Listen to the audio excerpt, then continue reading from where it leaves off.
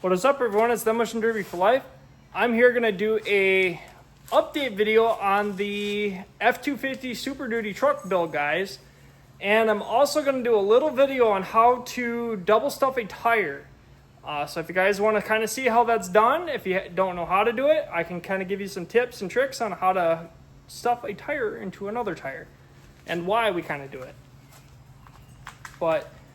So on this truck build, guys, the last time you guys seen this, if you haven't seen it, go check out the previous video, is I got this thing completely stripped from when I got it. And I got this thing a few months ago. So basically I got this thing completely stripped, and then now I've been building it. I got this thing in the truck probably about a week ago. Got this thing in the shop, and I've been just slowly putzing away on it, and I'd say I got this thing 65% done, maybe 75% done, somewhere in that range. And we're just gonna keep cruising and see how far we get. But you guys ready to see what the build looks like? Well, this is what we got so far, guys. We got the front just about wrapped up, and the back is just about all wrapped up. There's a couple minor things to do yet, but I got to hear back from the promoter to see if I can do some stuff. But it's not a big deal because this thing doesn't run until late July. But the reason why I got this thing in here is I'm trying to get a good jump start on it because I have a lot of other stuff I want to get done. The camper build is coming along. Just a couple odd end things on that yet. And then we're basically going to be ready to rock with that thing. Well, flies are getting bad. But let's take a look around this truck. So what I've all got done so far is I got a cage in it. Just my standard 4-point cage, nothing too special. I do have a lot of heavier material in this because, again, this is a truck build. And trucks, I know, can get a little rowdy. So I got a cage in it. I might add gussets into it, but honestly, I've ran a lot of times and not needed gussets, but honestly, it probably wouldn't be such a bad thing. But we'll see. I still have to put like the battery box in, gas tank in. I got to put a gas tank holder in it yet. Might do a bar from front to back, or from the back bar to the front bar to hold my shifter. But right now, I'm not really worried about it because I don't have an extra shifter. At least I don't think I do. Maybe I got something sitting around.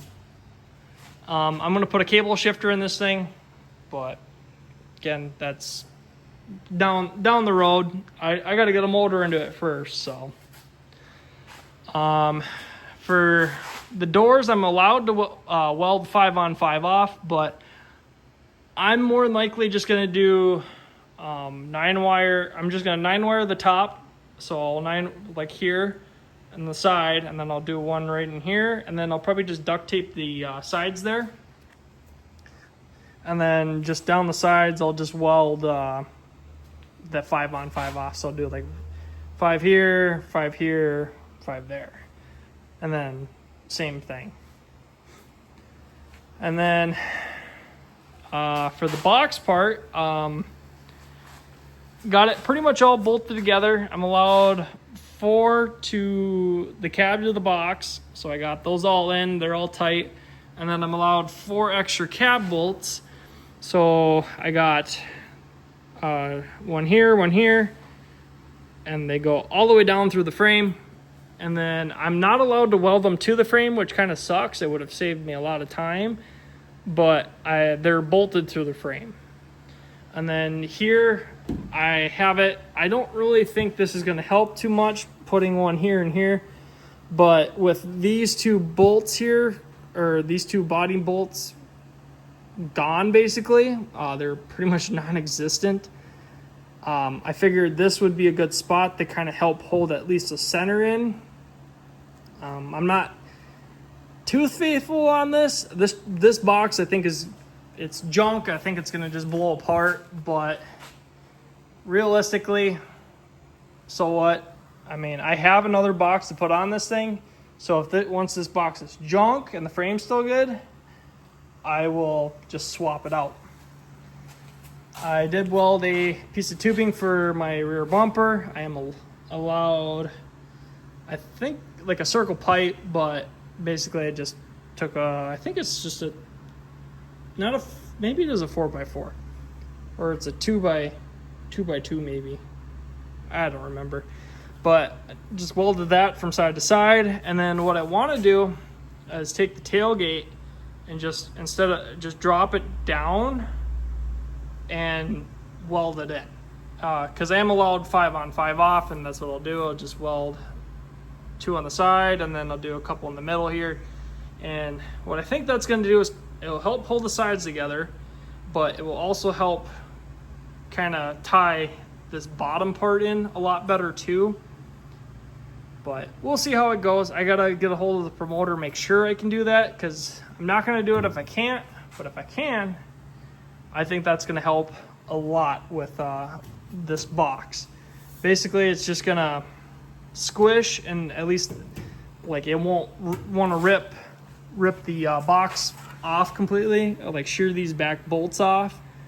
So I think that with that dropping it down, there's more of an impact space to keep it all tied together. And then with welding the gate to the bottom here, that's just going to make it better. But realistically, I think it'll just shear off back here, or it'll just shift everything. But we'll see what happens.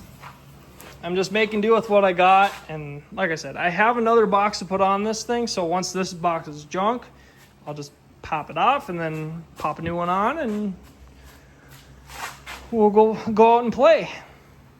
With the rear leaves, they come with a factory of 5, but I'm allowed 9. So what I did was I completely took these apart, and then I took out all the spacers, and then I added in the 4 extra leaves. And then I'm allowed 4 extra clamps to hold the leaf packs together. It's pretty easy to do. Took a lot of time. Like, I think I have about 2 days and just working in the back.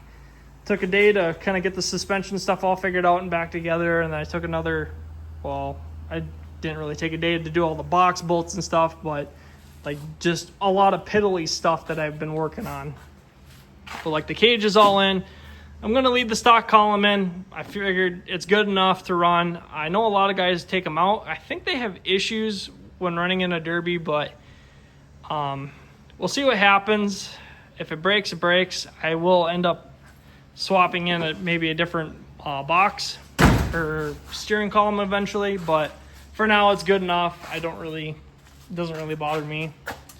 I'm allowed 4 extra clamps up front here, but I think 2 is good enough, just to help hold this together. I don't really see any problems with it.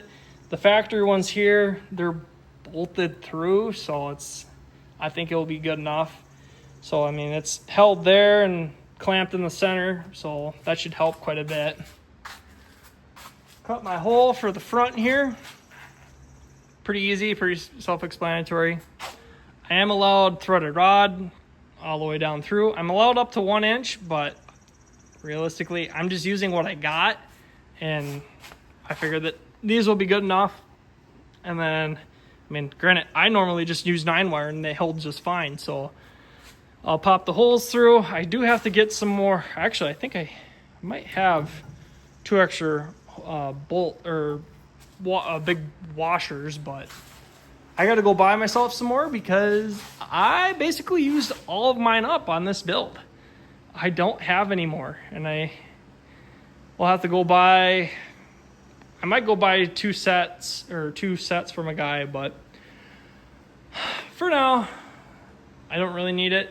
It's not really a priority, but I'm gonna go get these tires mounted on the rims that I built for this truck. And granted, that's why I figured I'll show you guys how to kind of double stuff a tire a little bit. But pretty easy, pretty self-explanatory for this truck build. I'm pretty pretty proud of it so far. I mean, I've only built a couple trucks, and granted, they were only, one was an F-150, you know, they're both F-150s, but one was a 90 style and the other one was an 80 square body style. So, but this is going to be a little bit of a different build for me, but pretty easy, I think. They're pretty self-explanatory. You don't have to spend a lot of time in them, but this one I'm actually spending a little bit of time just because I want to do well with this and I want it to hold up. We will be getting a front bumper up here soon. I don't really want to, but that 74 Impala bumper right there might be going up front here. Granted, I will completely seam weld that thing all back together, or all together. Like every seam will be done on it, and yeah. But we'll see how that goes. Maybe I'll find something different to put up front. But if you guys have stayed this far into the video, I will give you a little tutorial on how to double stuff a tire. I've made one many years ago, and granted, I didn't really know too much on what I was doing. I knew how to do it, but I didn't know how to explain it very good. So, how to really double stuff a tire? It's very simple. You can go a few routes. You can go the route of having it already done, buy a set that's already been done. Granted, you have to kind of trust that the person actually did do it, but a really easy way you can tell is they will be heavy. Like they will be super heavy. The reason why I'm actually double stuffing tires is because it's a truck build. It's got a very heavy rear end into it, so I think it's going to be very hard to really bust these tires, or bust an axle, I should say. So that's why I'm actually double stuffing these tires. They're going to hold up better. They're going to hold up longer. It'll be harder to pop them. So how to really do it is you have to find your tires first. The tires I have here are, let's see, 27 by 8.5 by 15. So that is the outside dimensions of, or that's the outside tire. The inside tire is 195, 55, 15. And the inside tire fits nice and snug. I believe that's the tire everyone goes with, is that 195, 55, 15. I believe that is the tire. I think you can fit maybe other tires like that or inside. It all kind of depends on the outside dimensions. But that's the dimensions that fit with this style that I'm doing. And I figured it's pretty simple, pretty easy. You only need about 2-3 tools.